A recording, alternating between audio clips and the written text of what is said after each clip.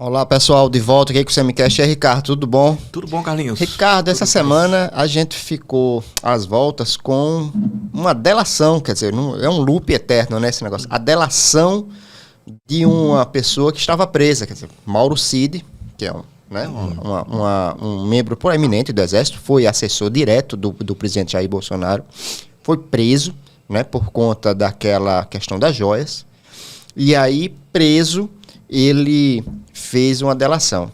Esse instrumento da delação contra alguém que está preso, né, cerceado, ele foi muito criticado, não só por pessoas da esquerda ligados ao Lula. O ministro da Justiça, Flávio Dino, era um dos maiores críticos dele. O Augusto Botelho, que é um assessor do Flávio Dino, chegou aí às redes sociais dizendo que isso era um crime, como membros do STF, né? E chegaram a colocar palavras como tortura moderna, no caso do Toffoli e do Gilmar Mendes. Vale para um e não vale para outro, Ricardo? O que é que você acha disso? Eu acho que a gente precisa partir da premissa, porque tudo é muito polarizado, né? Isso. Então a gente raciocina sempre, vamos voltar a isso, né? Pelo extremo. Ou é imprestável, ou é a grande chance de fazer justiça. Nem uma coisa nem outra. Eu acho que a delação premiada ela é um instrumento que pode sim ser importante. E, evidentemente, você não espera fazer uma delação premiada com quem esteja solto. Né? Em regra, é preciso entender, todos nós precisamos entender, que a delação é um negócio. Eu estou entregando alguma coisa para você para que você me dê outra coisa. É uma troca, é um negócio. Né? Não tem uma motivação nobre de sentimento. Não é o arrependido que seria, digamos, a delação do personagem que está solto, né? Isso.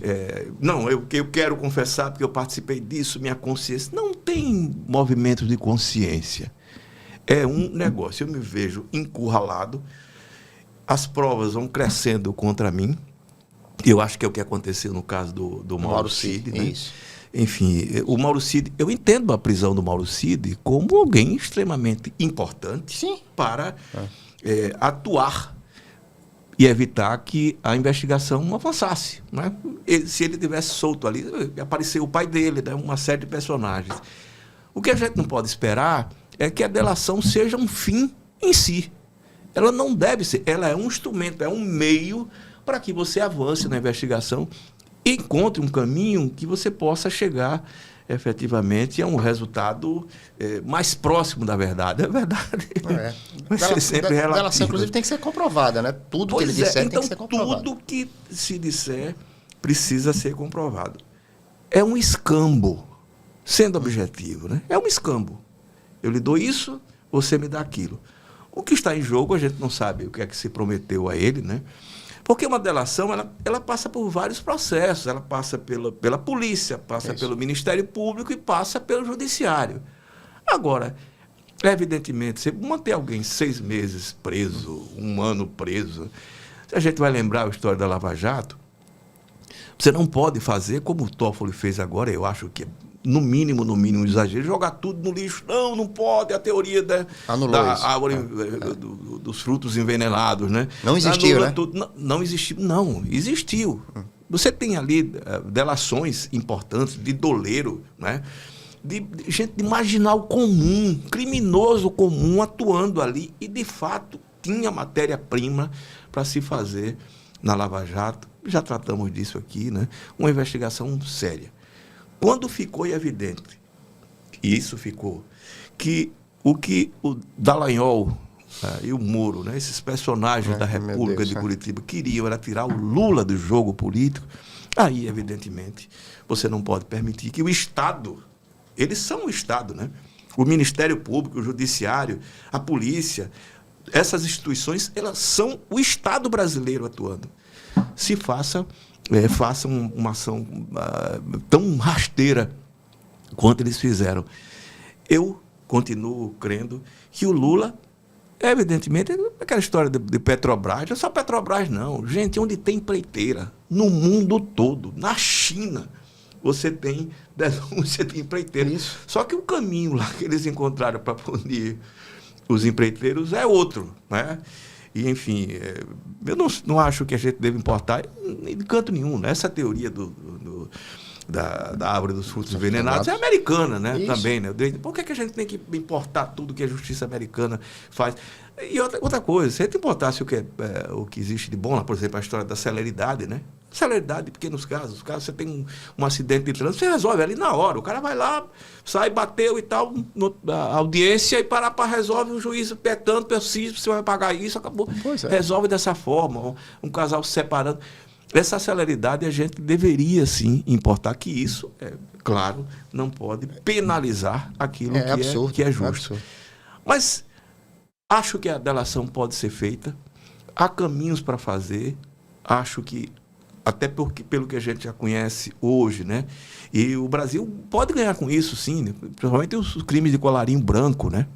Evidentemente, porque o delator, normalmente, é alguém que está embaixo, né? Que está denunciando quem está acima. Tem uma frase que é ótima sobre isso, né? Aproveita-se o traidor, né? E aproveita-se a traição e se, enfim, abomina o traidor. Né? Mas o Gedel, essa semana de novo o Gedel, eu tô com o Gedel na cabeça. O Gedel criticou o Mauro Cid, chamando ele de traidor. Exatamente em cima disso que você falou. É um traidor, né? Ele está cometendo uma traição para se beneficiar. Isso, né? Isso é um negócio, né? Gente, o delator, ele é o criminoso. Ele é um criminoso, ele é parte da estrutura do crime. Então, ele está contando quem está com ele no crime, mas você precisa entender, ponto de partida, ele é um criminoso, e não é um criminoso arrependido. É um criminoso que está fazendo uma negociação com o Estado para ajudar naquela investigação.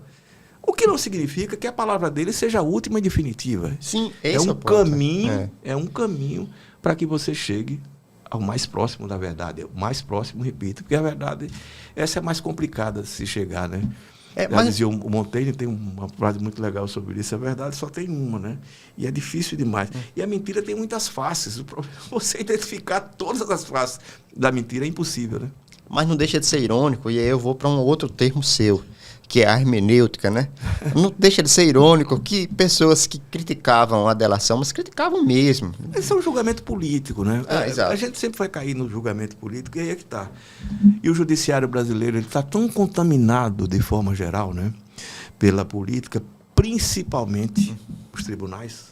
São todos os tribunais. É o Tribunal de Justiça de Alagoas, é o STJ, é o Supremo Tribunal. Todo o judiciário brasileiro, até pela composição. O cara chega ali porque o governador escolheu, né? Você tem hoje, assim, 2 desembargadores, 1 ou 2, que quem escolheu foi o Marcelo Vitor. Isso. Olha só, não é nem o Paulo Dantas. O Paulo Dantas atendeu às ordens do guru dele, espiritual e político, que é o Marcelo Vitor. Ou seja, aí você vai para o Supremo, o Lula escolhe o Zanin, porque o Zanin foi advogado dele. Não sei se o Zanin é um mau jurista, não. Todo mundo que entra ali, de um jeito ou de outro, né, carrega consigo notório saber jurídico. Todo mundo tem notório saber jurídico. Mas é fácil. O que é isso, eu não sei. Né? Porque que, no final das contas, vai valer sempre a hermenêutica pessoal intransferível. Cada um tem sua própria hermenêutica. Eu prefiro o método Louis Bridoir, já falei aqui en passant sobre isso, que é um personagem do Rabelais, que jogava os dadinhos para cima e se caísse aqui, o lado que caísse, ele decidia, né? Pró ou contra. Então, eu prefiro o Bridoir. Eu acho que há mais chance para o cidadão comum, me perdoem dizer isso, o método Bridoir, do que a nossa hermenêutica, porque ela é muito diversa, né? Ela é muito E no dado não, só tem 2 lados, né? Existe mais lógica no dado, né? Mais lógica. E outra, você conta com 50% de chance. Fazer justiça. No judiciário você não sabe, né? Não sabe. Eu prefiro muito o Tribunal do Júri, sabe? Eu acho muito interessante o Tribunal do Júri, porque você trata com 12 pessoas. São 12 pessoas com formações diversas, assim imaginamos, que vão decidir sobre o mesmo caso. Eu acho que é muito mais justo. Eu vou cometer aqui uma inconfidência, não vou dizer o nome do personagem, mas um dia eu conversando com uma amiga que estava absolutamente impactado, porque conversou com um magistrado aqui, e esse magistrado perguntou a ele, é natural, né, que um advogado converse com um magistrado, né? qual era o signo do cliente desse advogado. Disse, olha, eu não sei. Olha a data de nascimento dele aqui. O cara disse, é um signo de Áries. Áries, estou dizendo Áries, que pode ser qualquer um. É um signo bom. Eu julgo muitas pessoas pelo signo. Se você imaginar que você pode cair nas mãos de um negacionista, e é o caso, né? Alguém que vai julgar pelo signo, você não vai preferir o Bridois? Os dadinhos do Bridois são muito mais justos, imagino eu. Imagino, sim. Que coisa Acontece. Impressionante. Isso em Alagoas, né? É. Foi em Alagoas isso, né? Foi em Alagoas. É isso. Carlinhos, para você ter a última palavra, foi. Foi em Alagoas. Mas só a história da delação premiada, a gente sempre tem como referência o caso do Tomás Busqueta, né? Que, enfim, denunciou a máfia, enfim. Mas ele próprio era um criminoso, um assassino, um ladrão, enfim, era um bandido da pior qualidade. Então, imaginemos sempre o seguinte, o delator é também um criminoso. Então, a palavra de um criminoso, e nesse caso nunca será de arrependimento, ela precisa ser seguida sempre da dúvida. Então, duvidemos. Aproveitemos a delação e desprezemos o delator. Eu vou aguardar um pouco, porque daqui a uns 5 anos pode ser que essa delação não exista. Pois então tem um monte agora de delatores da Lava Jato, os caras aproveitando essa decisão do Toffoli, que olha, ali foi sob tortura. Eu quero até meu dinheiro de volta, né? Tem muito dinheiro devolvido. Tem muita grana de volta. Né? O Toffoli, na verdade, aquela história, ele quis pedir desculpa ao Lula pela porcaria que ele fez, vou usar essa expressão, né? Enfim, pela crueldade, né, de não permitir que o Lula fosse para o sepultamento do irmão, do Vavá, em 2019, e errou na dose. Errou antes e errou depois. E 2 erros não formam um acerto, não tem jeito, né? Pois é, e naquela época ser lavajatista estava na moda, Nossa, né? Era ser grandioso, né? Ser grandioso. Não, é engraçado quantas pessoas se descobriram como, enfim, esteios da moral brasileira ali durante a Lava Jato. Olha, eu continuo repetindo, é a minha opinião e a impressão que eu tenho, depois de acompanhar aquilo mais ou menos de perto e todo o noticiário, havia muita matéria-prima que não pode ser desprezada, né, pelo Toffoli. Muitas delações ali são extremamente importantes. Agora, peguemos a da Odebrecht. O Marcelo Odebrecht, que puxa os demais diretores da Odebrecht, saiu ali num acordo que ele fez com a Odebrecht, né? Porque tinha uma briga ali com o pai dele, né? Isso, exatamente. E com o irmão Maurício, né? Enfim, ele saiu ali com 500 no bolso. 500 milhões. Para ele e para os outros diretores. Ele ficou com a maior parte do butim. Então, para ele foi um negócio lucrativo. Rompeu com a família, fez a delação, enfim, saiu lá num tempo muito menor do que sairia se efetivamente fosse cumprida a pena inicial, e ainda saiu. Você queria, Carlinhos, ter na sua conta hoje 150 milhões de reais? Rapaz, eu até queria, mas não sei a que custo, né? Depende do custo disso, Marcelo, né? Marcelo, passo um Pix para você. É isso, Marcelo. Depois eu passo o Pix para você. O número, né? O número. É isso, Ricardo. Vamos aguardar daqui a alguns anos, ver se essas delações existiram, né? Pois é. Né? Não tem muitos arrependidos, né? Torturados. A falsificação de vacina, será que isso, né? Pois é. Vamos ver se isso realmente existiu. Eu vou partir para a minha dica cultural. Não tem nada a ver com Eu tenho tentado mesclar entre um livro, uma série, um disco. Aí chegou a hora do livro de novo. Aí eu trouxe um autor que eu gosto muito, eu já falei dele para você, que é o Nick Hornby.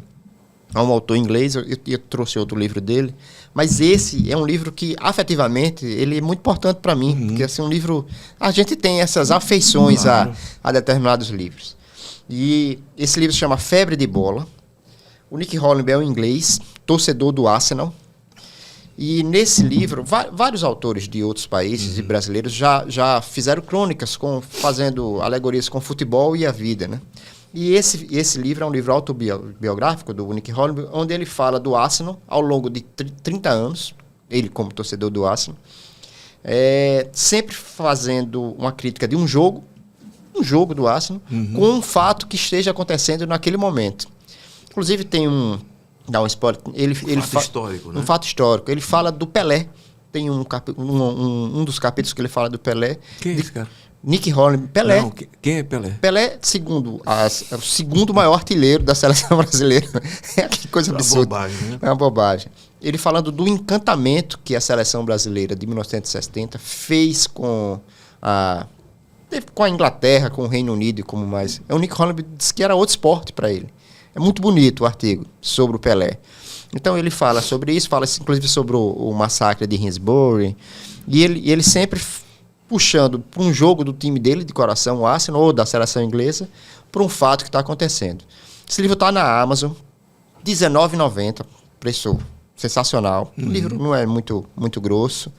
E Febre de Bola, do Nick Hornby. E a sua, Ricardo? A sua, ao contrário da minha dica, parece que a sua é um pouquinho mais volumosa, né? Mas só voltando essa história do Pelé, como o Pelé foi um personagem, enfim, rivaliza com Coca-Cola e com os Beatles, né? Em popularidade. No mundo. Isso mesmo. Tive uma piadinha que eu disse na Praça de São Pedro, ali, era um dia que o Papa falava para o público, fazia aquela bênção semanal, acho que é semanal, né? E estava ali e o cara pergunta, chega assim, bate do lado do outro. O Papa é aquele ali que está do lado do Pelé? É isso. Então, figura absolutamente popular. A minha dica é esse aqui, ó. O Homem que Amava os Cachorros. Esse livro é fantástico. Não se intimidem com o volume, não. São 570 e poucas páginas, mas você lê de forma absolutamente suave, porque é muito delicioso. O cara tratar de um tema tão áspero, ele vai contar aqui a morte do Trotsky. Mas até chegar à morte do Trotsky, foi uma pesquisa que ele começou a fazer em 1983. Foi publicar mais de 20 anos depois, bem mais de 20 anos, 30 anos depois, ele publicou esse livro. E aí ele conta a história da Revolução Russa, a participação do Trotsky, do Stalin, do Lenin. Né? Ele passa pela Guerra Civil Espanhola. E ele começa com um personagem, é o Ramon Mercader, que é o cara que matou o Trotsky no México, né? Você se lembra, com a machadinha, morte, enfim, extremamente violenta, e vai pegar a história do Mercader passando pela Guerra Civil Espanhola, da qual ele tinha participado, ele e a mãe dele, Caridad Mercader, que é outra grande personagem, e volta para os expurgos stalinistas, né? Porque tem a história do Trotsky, a fuga do Trotsky da Rússia, enfim, até chegar ao México. Eu não vou falar muito, não, mas acho que vale a pena. Trata também da Revolução Cubana, né? Porque o Ramon Mercader, ele aponta que conheceu em Cuba, que ele morou de fato, né? Um período em Cuba. Morreu, me parece que na Espanha. É um romance histórico. E ele, o Leonardo Padura, que é o autor, não sei nem se tinha falado do autor ainda. Não. Ele é um grandíssimo romancista. E aí está o detalhe. Para ser um grande autor de romance histórico, você tem que ser, acima de tudo, um grande romancista. E ter o zelo e a capacidade investigativa de um historiador. E isso está aqui nesse livro. Obviamente, por ser um romance histórico, ele recria, né, os supostos diálogos, reescreve a história por caminhos que a gente não sabe exatamente como ocorreram. Mas faz isso de forma bela. É um livro que é muito cativante. Você começa... Eu, por exemplo, quando comecei a ler esse livro, eu fui lê-lo assim, repito, são quase 600 páginas, mas em 2 dias, 3 dias, você devora esse livro, porque ele lhe puxa o tempo todo, lhe prende o tempo todo. Não desista pelo volume, não se intimide, porque vale a pena. O Homem que Amava os Cachorros. Você tem a história da Revolução Russa, da Revolução Cubana, Guerra Civil Espanhola, Trotsky e Stalin. Melhor do que isso, só 2 disso. É um livro que, se ele fizesse só isso na vida dele, tivesse feito só isso... Mas não já fez teria só sido, isso. Não, escreveu outros livros também, mas esse aqui, ele não vai chegar nunca. Até porque eu imagino que essa seja, para ele também, a grande obra da vida dele. Inclusive, é importante você colocar isso, dessa questão das páginas, porque hoje as pessoas fogem de filmes que tenham mais de 2 horas, ou fogem de... Gente, não façam isso, né? Não façam isso, não se deixem vencer por essa... Limite, 90 minutos, né? A velocidade das coisas, enfim. Outra coisa, uma coisa engraçada, como tem muito site hoje de frases, Isso, né? O cara isso. pega... Revolução Russa, aí você tem um monte de frases lá, o cara decora aquelas frases, o Nietzsche, não sei o que, aí o cara começa a citar a frase.